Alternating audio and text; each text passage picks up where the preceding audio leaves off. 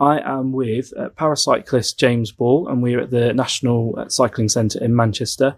And James has got his Tokyo silver medal, which we're very much looking forward to seeing in a moment. But before we do, James, perhaps you could tell us a little bit about yourself and perhaps your vision impairment as well. Yeah, so my vision impairment is called achromatopsia. I had it since birth, really, and I also have nystagmus as well. It affects me sort of day to day with like long and short distances. So I'm very much affected by the light and like how that like enters my eyes, because I don't have like the right cones to like send the light back out. So I'm quite like sensitive in that respect. I do wear like really dark glasses to try and like shade the light as much as I can. And also with being in the Cyclist, like with my helmet on with the visor, it sort of like blocks the light as well. So it's pretty good like while competing and stuff, because that was like one of my things when I was trying to cycle. I was just like, the light is just like far too bright in the velodrome. But yeah, that was just one of the ways to get around it, really.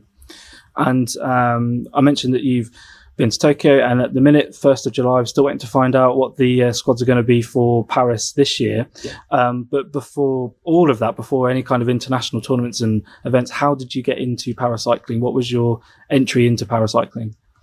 So talent spotted, really. I was lucky enough to train in Cardiff in the Sport Wales Institute, and been training there for about 6 or 7 years, really doing athletics previously.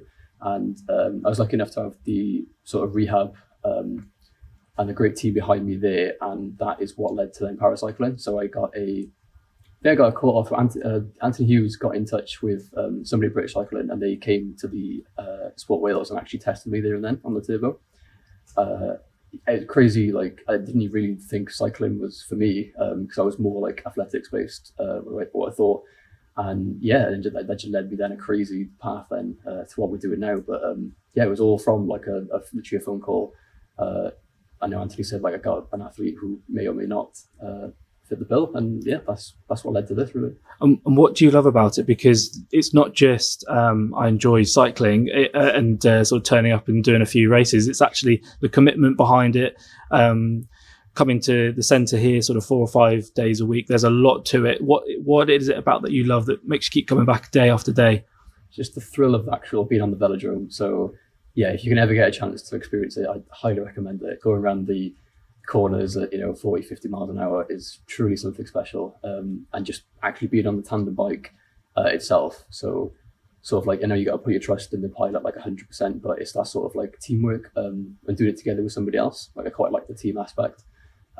But yeah, just literally every day is different. Although we might do the same thing, but even it's like a training day, like it's very much different. The experiences are always different. So yeah, that's what I really like and enjoy about it. And a lot of the young people and families watching this will think that's great, and you've got your pilot, but actually it doesn't have to be a stranger coming in to be that pilot for you. Actually, cycling is something that you can do as parent and child, or as siblings. But it's not one of those sports that's perhaps the most natural certainly for someone with sight loss to get into. Why is it important for families to try and find a way to get into cycling and find those opportunities to get into cycling with their child?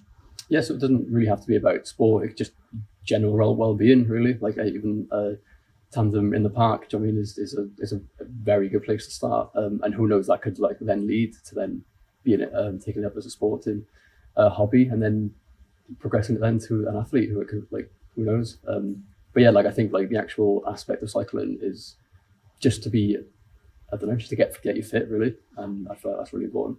And I think that's part of British Cycling's plan with the Limitless programme, trying to find more equipment like tandem bikes, so that in sort of community hubs, so that people can go along to their local community hub and rent one of those tandem bikes and have a go.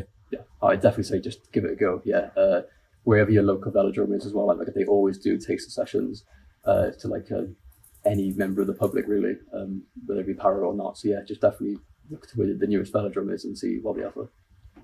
And so with your vision impairment, that's something that you've had since a very young age, since birth. So it's something that you've always been, that's been part of yourself growing up.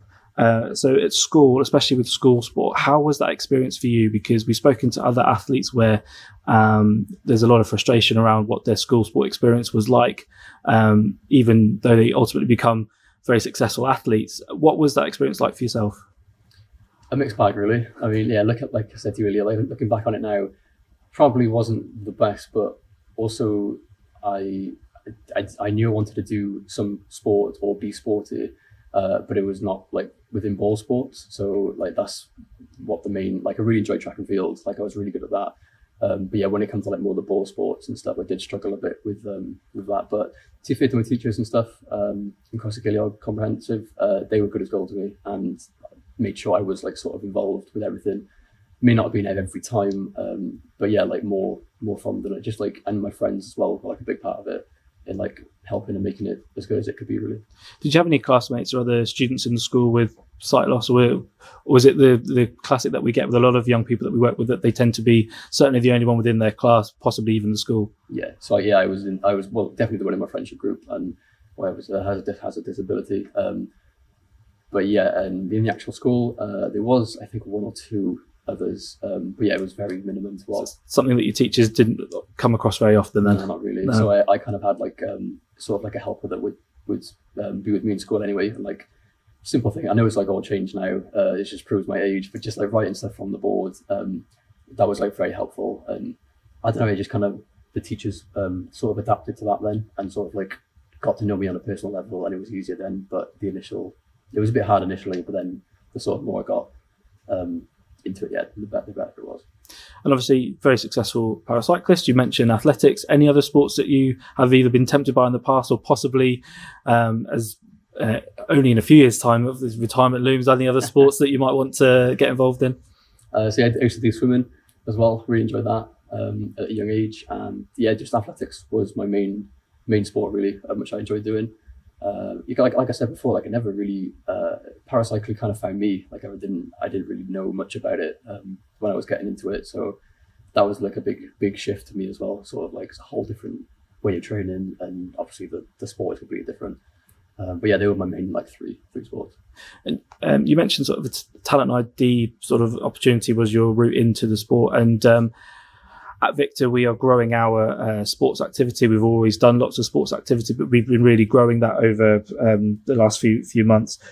Why is it important that vision impaired young people do go along to these taster days, talent ID days, which can sound quite scary, but actually it's more about the potential rather than the quality of the skill at that particular sport? Why is it important to go to these events, have a go, and try something different?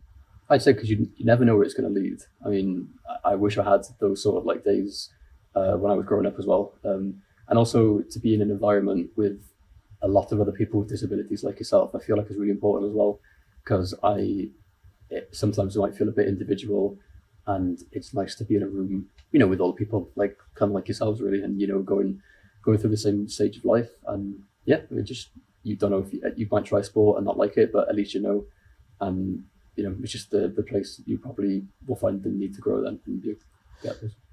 And that leads on to my last question, really. That what has cycling given to you? Obviously, like I said, you've got your silver medal from Tokyo and all these other awards and medals that you've won through paracycling. But what has being involved in sport given to you? I think just like more confidence, really. I know, like, because I said, obviously we've got to put like 100% trust in the pilot and stuff, but it sort of like brings that out in myself as well, in terms of like, yeah, just growing as a person, really. Sort of, I know we get lucky enough to go to all these amazing places and compete, but every time we go away, it's like another, I don't know, every day's a school day, not to be cliche, but like, yeah, just sort of like the confidence really has boosted, and sort of like the interactions that brings then, yeah, people like yourselves like want to do sort of know about the sport more, and just watching it grow really is like really important.